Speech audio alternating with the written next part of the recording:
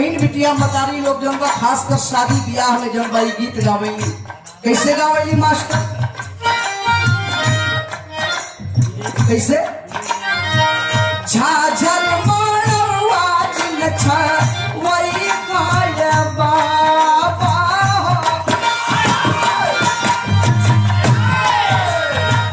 झाझर मारवा दिन छवई गाय बाबा नागे सुनो तावा के जोगिया।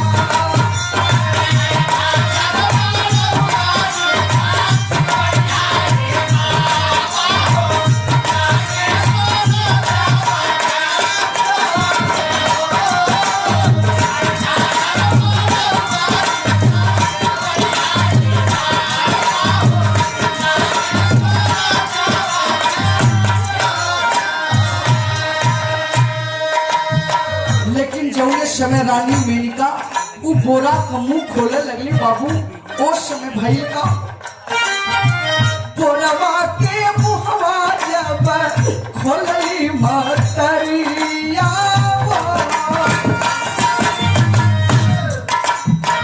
बोरवा के मुहवा जब खोलली मतरिया बचवा के लासिया जनाया।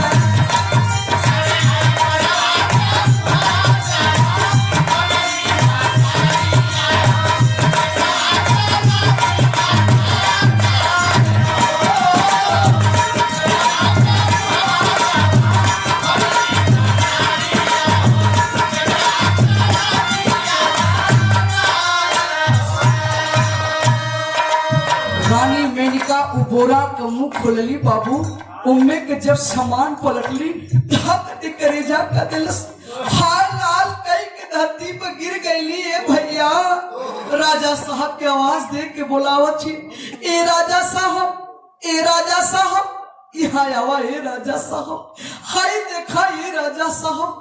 जौने समय बाबू राजा साहब अइलन देखले अपने बेटवा के लाश के भारे कवारी पकड़ के झरझर झरझर रोवत बन भैया, और यही बात कहत बन का यखिया के तारा रहला ये कही रतना वो यखिया के तारा रहला ये कही रतना वो कहवा तू डालिया तारा।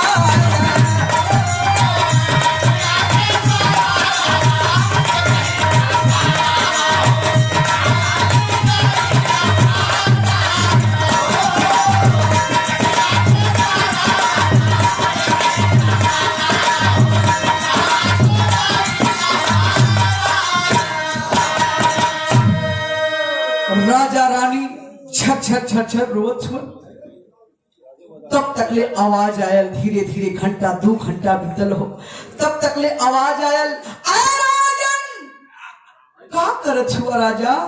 जितना जल्दी हो आप हमारे कुत्तन के भोजन बनाए के बोटी बोटी काट करके आप हमारे कुत्तन के भोजन करावा। यदि तो से भोजन ना बनत हो, बोटी बोटी ना करत हो, तो हमारा सामान वापस करा, ले जाकर के हम दूसरे के द्वार पर बनाए खिलाए ले। लेकिन राजा साहब इतना लेट तो मत करा। और ये देखिए हमारे बड़का भैया जौने समय शिकारी इतनी बात सुनलन, राजा साहब अपने करेजा पर पत्थर रख लेला बाबू। रानी के यास पोछत कौन चुप करावत कौन, ए रानी, ए रानी मत रोआ, ए रानी चुप रहा, ए रानी सुनत सुन रानी।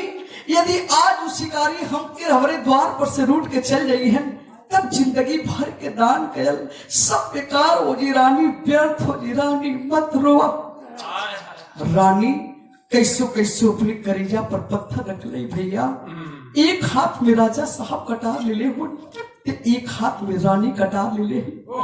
एक के पैर कटवा के राजा साहब बोटी बोटी काटत छोड़ बाबू, एक के पैर रानी अपने बेटवा के बोटी बोटी काटत थी। जौने समय रानी के खंजर भैया बेटवा के छाती पर चलल भैया, कलेजा का एक टुकड़ा कट करके यहाँ करके रानी के आंचल में गिर गया। रानी अपने हथवा के देख के निहारा थी के भारी हमारा जौने एक हाथ से अपने अपने बेटवा के दूध पियोली, जब नहीं हाथ से अपने बेटवा के इतना से इतना बड़ा कैली। आज हमार वही हाथ से अपने बेटवा का बोटी बोटी काटत थी। आखिरकार भयल का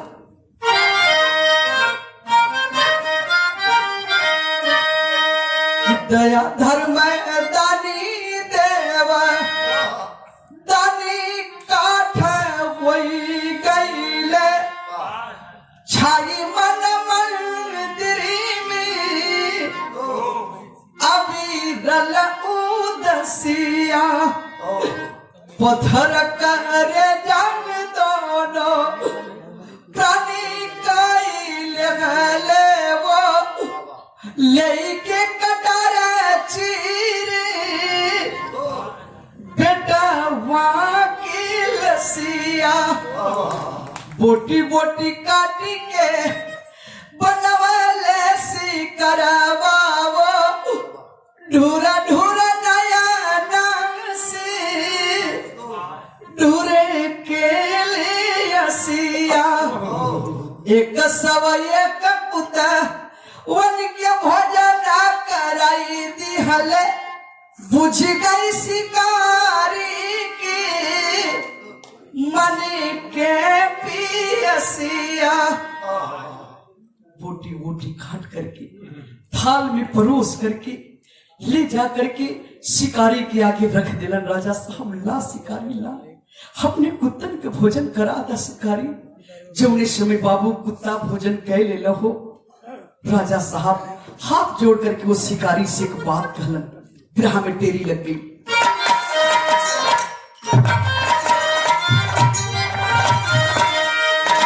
अरे मोरी राम ललनवा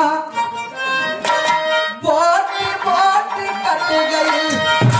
अरे ललनवा अरे बोटी बोटी हो ललनवा बोटी बोटी कट गई।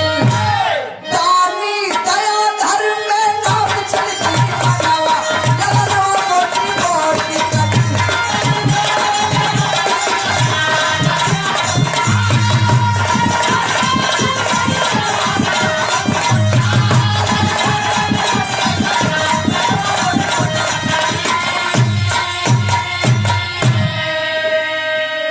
ललनवा बोटी बोटी कट गई। दानी दया धर्म में ना विचलित इमनवा ललनवा बोटी बोटी कट गई। जौने समय बाबू कुत्ता भोजन कैले लहो, राजा साहब हाथ जोड़ करके उस शिकारी से एक ही बात कहलन। कौन बात कहलन? बिरहा में गीत लगे।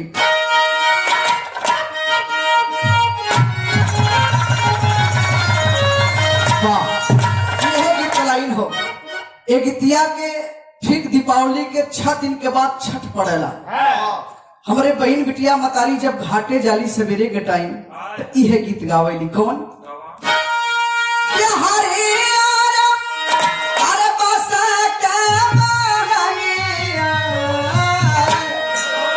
अरे बहनी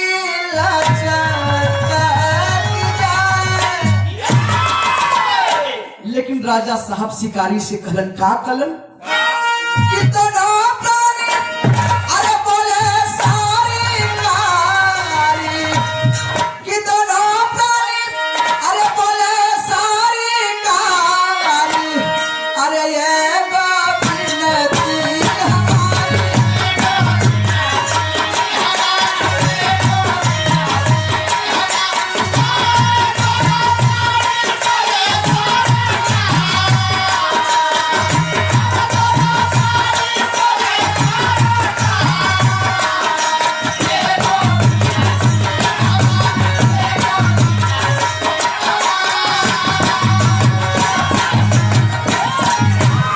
शिकारी से राजा साहब कलन की शिकारी आपका कुत्ता भोजन कर लेला भैया, अब कुछ आपो बतावा, आपो कुछ भोजन ग्रहण कर लेता, उसके बाद यहाँ से आप प्रस्थान करता। शिकारी के बतिया सुन के राजा साहब भैया चा मुंह से पिया लो धीरे धीरे, नहीं मुंह से पिया, जरा फूक फूक के पिया। राजा साहब कलन की आपको कुछ भोजन कहला, राजा साहब का बतिया सुन के शिकारी हंसे लगे। कहा कि राजा साहब आप हमारे कुत्तन के भोजन करा दिला, यह बड़ी बड़ बात होगी। कहे का कहे आज तक हमके कोई ना दिया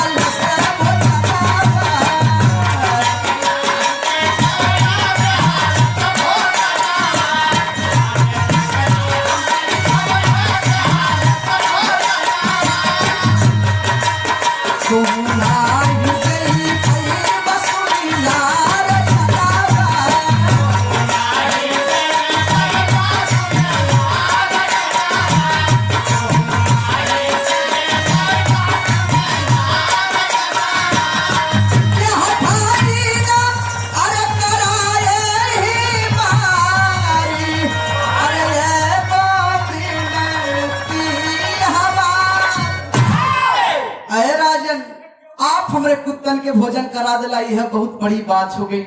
आप हमके का भोजन करेबा, अब हमके छुट्टी दा, अब अपने जनबा हम घर की ओर चली। राजा साहब बड़ा चंभित हो गिलन। ए शिकारी ऐसे कैसे तू बतियावत हुआ कि आज तक ले तो के कोई भोजन ना करुलस? कहा कि ना कोई हमके भोजन ना करुलस, तू का करेबा? कहा कि अरे शिकारी ऐसे कैसे कहत हुआ, हमार वादा है तो से कि तू का भोजन करला भैया कि तो के आज तक कोई भोजन ना करुलस। आप हमके कहा हमार वादा हो कि हम तो हर वादा के पूरा करब, लेकिन तू कहे के तो देखा। शिकारी समझावत हुए राजा साहब पागल मत बना, नादानी मत करा, हरे आज तक हमके कोई ना भोजन करौले, छोड़ा जाए ना राजा साहब, हट मत करा। कहा कि ना तू बतावा कि तू भोजन का करबा और हमार वादा हो कि हम तो के भोजन कराई। तब जनबा आखिरकार में शिकारी कहलन कि हम भोजन का करब, उ बतावत हुन का।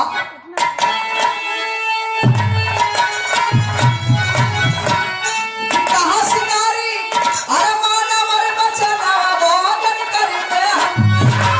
कहा शिकारी अरे माना मरे बचना भोजन करबे हम, लेकिन मांगब ना दे पैबा हम भोजन करबे हम।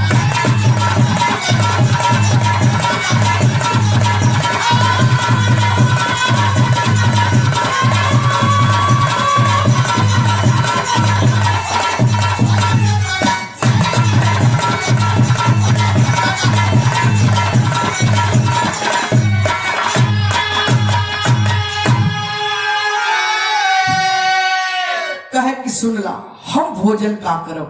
शिकारी बतावत हुन गर्भ में पल का 6 माह का अरे बच्चा यहाँ लिया हो, अरे बोटी बोटी करके जल्दी अरे सबने मोर पकावा हो।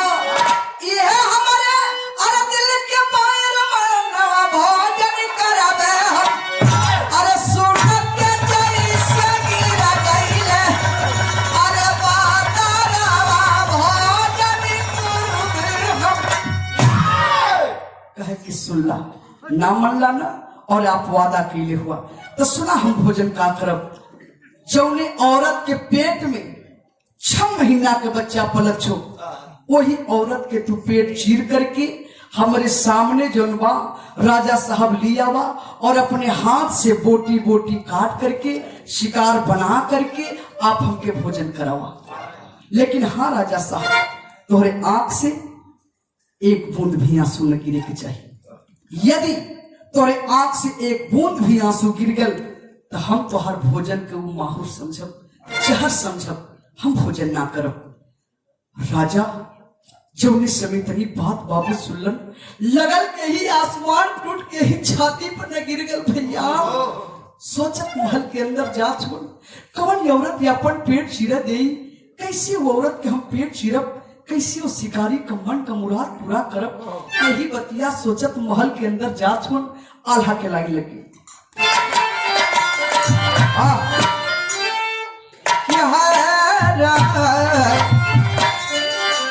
के जिंदगी भर के दानी का अरे ये मन मोई जावा भैया, दानी देव दानी काज मदन में बितागा यार, मनवा मलिन गवा किनल तुमया नवा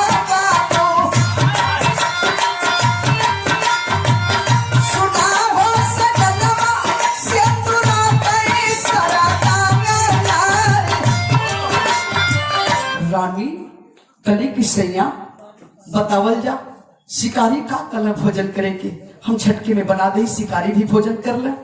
राजा रानी के बतिया सुन के बाबू भारी कहानी पकड़ के झरझर झरझर रोए लगला। ये भैया कथो ने रानी उस शिकारी भोजन करे के जरूर कलह, लेकिन का कलह ही तो सुनला कला कि जौने औरत के पेट में 6 महीना के बच्चा पलत हो, वही औरत के जनबा पेट चीर करके वो 6 महीना का बच्चा का भोजन करी है।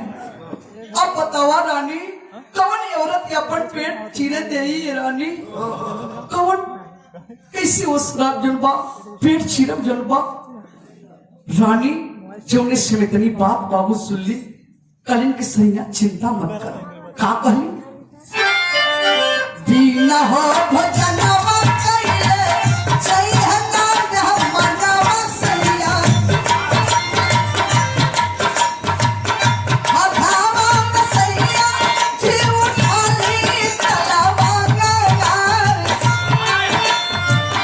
रानी दौड़ के गए हैं और म्यान में से तलवार खींच ले हैं और लिया करके राजा साहब के हाथ में थमावत ही सैया पकड़ा। सैया राजा साहब कलक ही अरे पगली पगला गलही काल पगली कौन औरत अपन पेट चीरे दे रे पगली, कैसे वो औरत के हम पेट चीरब।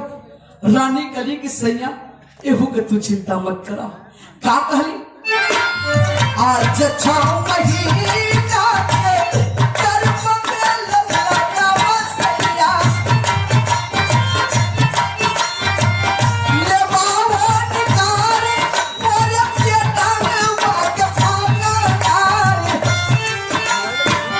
रानी कली की सैया कहीं गईले की जरूरत ना हो। आज हमारे उदर में हमारे पेट में तो हर 6 महीना के औलाद पलत हो। उठा चीर दा हमारे पेट के और ले जाकर के उस शिकारी का मट का मुराद पूरा कह दा सैया।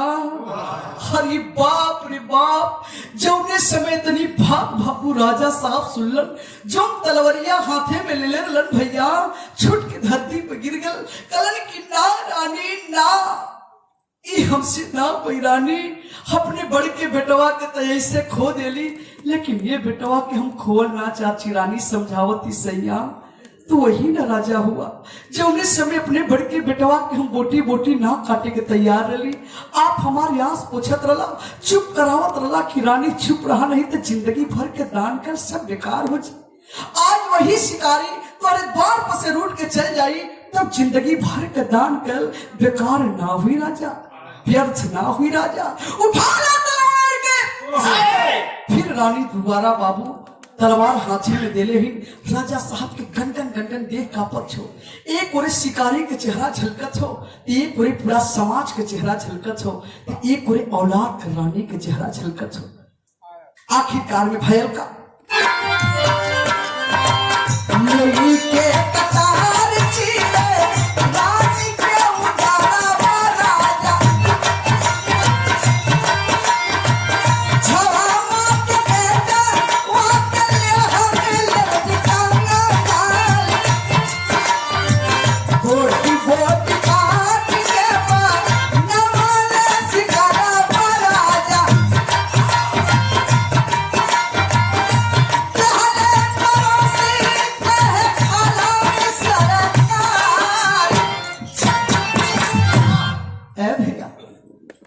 वैसे ही हाथ गंगन गंगन का